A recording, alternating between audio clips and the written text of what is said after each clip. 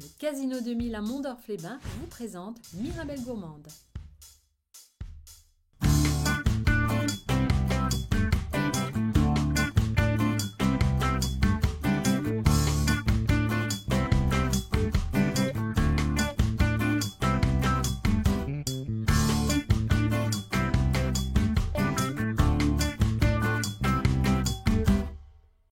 Bonjour à toutes et bonjour à tous, je suis très heureuse de vous retrouver dans ce nouveau numéro de Mirabelle Gourmande, émission placée sous le signe de la gourmandise. Nous avons fait quelques kilomètres aujourd'hui et nous sommes allés chercher notre chef pâtissier à Bar-le-Duc. Regardez.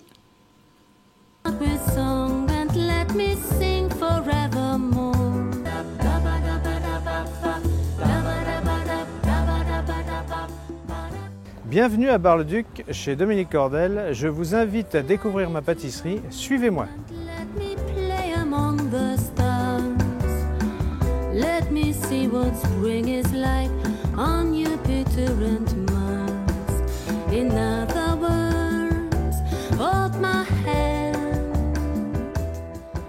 J'ai le plaisir d'accueillir Dominique Cordel qui dirige la pâtisserie Cordel en plein centre de Bar-le-Duc. Bonjour Dominique. Bonjour René-Anne. Alors Dominique, c'est très sympathique d'avoir fait quelques kilomètres pour nous rejoindre donc ici dans les cuisines de Mirabelle Gourmande.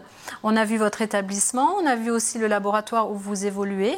Alors c'est une entreprise familiale, c'est ça ? Oui, tout à fait. C'est une entreprise que j'ai repris donc à mes parents en 1991. Donc depuis 1991, vous exercez principalement dans cette boulangerie-pâtisserie. Tout à fait. Très bien.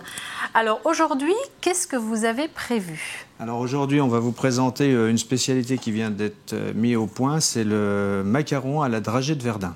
D'accord, le macaron de Verdun qui est donc très connu. Très connu. Très connu à Verdun. Alors, on va énumérer les ingrédients qu'il nous faut pour cette recette. Alors, nous avons besoin, dites-moi. Donc des amandes en poudre, oui, du sucre glace, des blancs d'œufs, des dragées de Verdun, donc les dragées braquiers, c'est la duchesse en fait. Il y a plusieurs catégories de dragées, celle-ci c'est la duchesse. La catégorie duchesse pour les dragées. Voilà. Très bien, donc ça c'est pour faire la pâte à macaron. Tout à fait. Ensuite, on va faire la crème à la dragée. On fera la Alors crème à pour la ça, dragée. nous avons besoin donc... On aura besoin de lait, du lait, de lait aussi de macarons, de dragées concassées. Oui, la même chose donc. Voilà, pour infuser dans ce lait, pour avoir cette crème à macarons, du sucre, oui. Du beurre, des jaunes d'œufs et puis de la poudre à crème. Voilà, et on voit un petit pot de confiture, ça sera certainement pour la décoration. À l'intérieur du macaron, il va y avoir une petite garniture qui va venir dans le macaron qui sera cette confiture. Bon, on ne va pas tout dévoiler tout de suite, on va commencer tout de suite. Alors, on attaque, alors on commence par quoi ? Donc on aura des blancs d'œufs dans un petit batteur et on va faire un sirop de sucre qu'on va verser sur notre blanc d'œuf. On va faire une meringue en fait. Très bien. Alors on attaque, on y va tout de suite ? Voilà, on y va. Allons-y. Donc René-Anne, surveillez si vous voulez bien vous mettez à contribution à 120 tout de degrés. À 120 degrés. Voilà, quand on sera à 120 degrés, donc je mettrai les blancs d'œufs en route. Oui. Juste à ce moment-là. Donc là, je suis obligée d'augmenter parce que... Voilà, on peut mettre à fond. Et à 120 degrés, donc on va verser sur les blancs d'œufs crus. Oui. On met en route le batteur et on laisse faire la meringue. Pendant que la meringue va refroidir, on pourra faire notre crème macaron. Très bien. Alors allons-y. Attendez, hop. Donc là, je ne suis toujours pas à la température que vous me demandez. Encore un tout petit peu. Encore un tout petit peu. C'est vrai que la pâtisserie, c'est très carré. Hein. C'est pas en cuisine, on peut par exemple rajouter ou enlever des choses, enfin un petit peu faire au feeling, alors que la pâtisserie, on ne peut pas. Voilà. C'est toujours très précis en fait. C'est technique, précis et technique. Voilà. Disons que tout est pesé au gramme près. Oui. Et puis au niveau de la cuisson, il faut respecter le degré de cuisson aussi. C'est vrai. 120, vous m'avez dit, c'est ça ? 120 degrés, oui. Bon. On ne peut pas tricher, hein, il faut que j'attende 120. Alors là, je compte sur vous, René-Anne, parce que c'est le secret de la réussite. Hein. Oula. Vous mettez la pression dès le départ, Dominique. Attention, nous sommes à 119 degrés. Ça va venir. Attention. Ah oui, non, même là, c'est pas possible. Voilà, c'est bien. Donc là, on peut retirer donc notre sucre, donc il n'y a pas... Allons-y. Et je vais mettre en route donc mes blancs d'œufs. Oui. Et je vais verser mon sirop de sucre, tout doucement, sur mes blancs d'œufs. Tout doucement, c'est important. Tout doucement, oui. Alors pourquoi tout doucement? Pour éviter qu'il y ait une masse de sirop trop importante sur les blancs d'œufs qui risquerait de brûler les blancs d'œufs. Très bien. Alors Dominique, on n'a pas tous un appareil aussi perfectionné dans nos cuisines. Sinon on peut prendre quoi? Un simple batteur?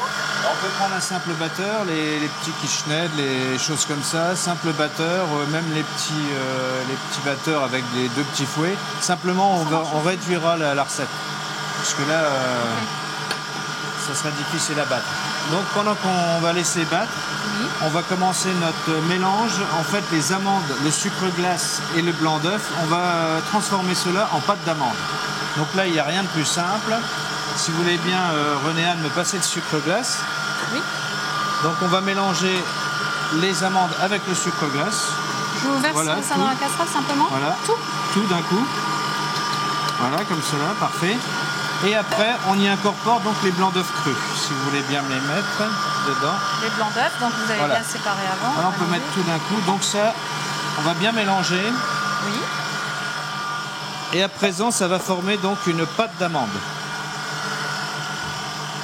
Ça risque pas de faire des grumeaux? Non, ça ira. Non. On va bien mélanger, hein, faire attention quand même. Et puis après, cette masse de pâte d'amande va être mélangée à la meringue, donc tout va se rétablir s'il y avait quelques petits morceaux de sucre glace. Voilà. Donc notre pâte d'amande est prête. Oui, donc c'est très rapide. Voilà, très très simple, à la portée de tout le monde, très simple. La pâte d'amande est prête, on va la laisser en attendant que notre masse refroidisse. Oui, voilà. Que ça donne. Il faut quand même avoir une certaine force. Hein. Je vais être obligé de... Voilà. Alors, très bien, l'étape suivante, Dominique. Alors, pendant ce temps-là, on va faire infuser notre lait avec les dragées pour avoir le parfum. Donc, on va faire bouillir simplement le lait. On fait simplement bouillir le lait. Voilà, simplement bouillir le lait. Dominique, notre lait, donc on a réussi à l'apporter à ébullition. Voilà, donc à présent, on va mettre les dragées concassées. Oui, vous voulez que je le fasse? Voilà, allez-y. Je les verse simplement dedans? Tout à fait. Voilà. On va mélanger légèrement avec le petit fouet que vous avez sur votre droite, là. Voilà, et à présent, on va les laisser infuser pendant 1 heure, comme ça. Ah oui, on laisse infuser quand même. Voilà. Mais par contre, là, je peux éteindre. Là, on peut éteindre. On peut éteindre, c'est terminé. Très bien, bon, on va laisser infuser ça. Et en attendant, on va continuer la recette. Donc, on va pouvoir faire la recette de macarons. Donc, on a toujours notre pâte d'amande qui est là. Oui, que nous avons préparée voilà. juste avant. Donc là, on va arrêter pour bien voir que on a réussi donc notre meringue. Oui, voilà. On va montrer ça, qu'on voit ça de plus près. Elle est très très belle. Hein. Regardez, magnifique. Voilà, et à présent, il va simplement falloir qu'on mélange notre pâte d'amande dans les blancs d'œufs. Avec le blanc d'œuf. Donc c'est tout simple, si vous voulez me passer la corne. Oui. Merci. Voilà. Donc je vais mettre notre pâte d'amande. Une partie de pâte d'amande. Mettez pas tout. Voilà, pas tout. On va mettre la moitié environ. Et on va faire remélanger avec le petit batteur. Donc vous voyez, c'est relativement simple. Jusqu'à présent, c'est vrai qu'on peut faire ça facilement chez soi. Étant donné qu'en plus, on n'a pas besoin forcément d'un batteur professionnel et qu'un petit batteur, ça fonctionne aussi. Simplement, la quantité, on en fait un peu moins, puis ça va très bien, quoi. Voilà, donc là, on va mélanger... Combien de temps à peu près jusqu'à ce que la pâte d'amande soit absorbée, quoi. Tout simplement. Quand c'est bien mélangé, je remets le reste de la pâte d'amande. Voilà, là, je peux commencer. Ah, déjà? Voilà. Très bien. Donc, je remets de la pâte d'amande, je refais tourner. Pourquoi vous ne mettez pas tout d'un seul bloc? Parce que ça risque de...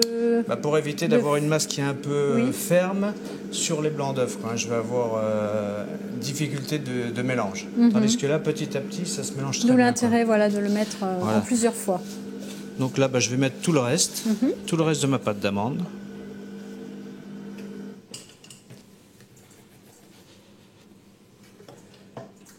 Parfait. Voilà. quelques petites minutes.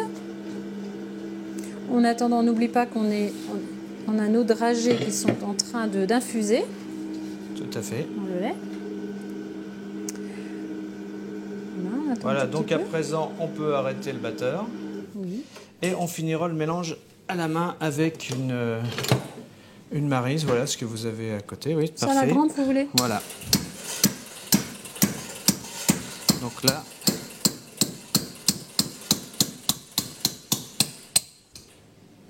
Là, je vous laisse faire.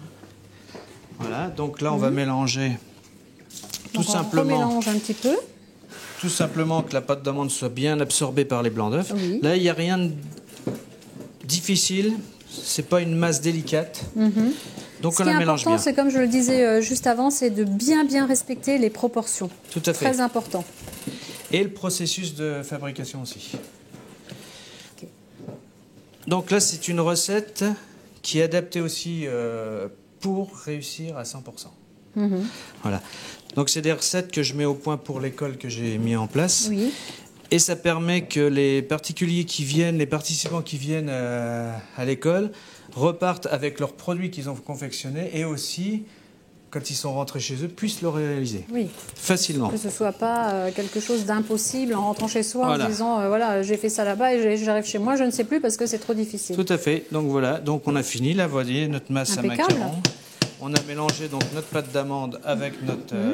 Donc là, nous avons déjà la pâte à macarons qui est prête. Voilà, la pâte Terminé. à macarons est prête. Maintenant, on va la dresser à l'aide d'une poche.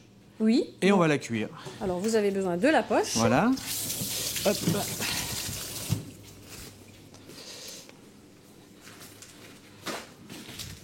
Donc voilà, il existe aussi des poches à usage unique. Hein, voilà, tout à fait, oui. Des poches donc ça, jetables. c'est facile à trouver. Voilà.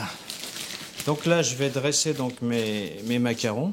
Oui. Alors, il y a deux sortes de macarons. Le macaron de Verdun est décliné sous deux formes. On a le tout petit macaron qu'on mange en une bouchée. Et on a le macaron qui est décliné sous la forme d'une plus grosse taille pour faire dessert à l'assiette chez soi. Et c'est ce qu'on va faire. C'est ce qu'on va faire. Donc voilà, pour dresser, tout simplement, je vais faire un macaron. Une petite spirale. Voilà, une petite spirale. Donc je vais dresser mes macarons l'un à côté de l'autre en prenant soin qu'ils ne se touchent pas à la cuisson. Donc voilà, je dresse en quinconce mes macarons. C'est vrai que c'est un peu différent des petits macarons parce que bon, moi je pensais vraiment le petit macaron, c'est juste il y a un petit peu de pâte en dessous, au-dessus et c'est tout. Voilà. Là c'est vraiment vous faites disons déjà. Que le petit macaron, la différence, si vous voulez, je vous en dresser un. Oui. Vous voyez, on dresse un petit comme ça, voilà. tout simplement comme ça. C'est ce qu'on fait aussi pour les macarons de Verdun en petits individuels. Voilà, une fois que j'ai dressé, on va parsemer des dragées, donc qu'on a devant là. Si vous voulez bien me les passer, René-Anne, voilà. Donc ces dragées simplement parsemées. Vous en mettez un petit peu dessus, c'est tout. Voilà, juste en mettre dessus. À peine, hein. Pas trop surchargé, je vois. Pas trop surchargé. C'est ce qui va me donner deux choses. Le parfum du macaron, donc la dragée, et ce qui va me donner aussi le croustillant qu'on retrouve dans une dragée. Oui. Donc l'idée, en fait, c'était d'avoir ce croustillant et ce goût de dragée. Donc là, même avec la cuisson, on réussit. Voilà. Donc une fois que c'est comme ceci, je les passe au four à 200 degrés pendant 10 minutes. Allez-y Dominique. Voilà. On a déjà donc préchauffé le four, hein, faut le préciser. Voilà, le four est à 200 degrés, donc je les enfourne. On le préchauffe quoi, 10 minutes, un petit peu à 10 minutes 10 minutes environ. à peu près. Et là, donc, on les laisse cuit ça combien de temps? Pendant 10 à 13 minutes. Oui, c'est très rapide. C'est très rapide. Et il faut surveiller. Voilà, il suffit que notre macaron fasse une petite croûte sur le dessus, mais il faut que ça reste moelleux à l'intérieur. Ça, c'est le...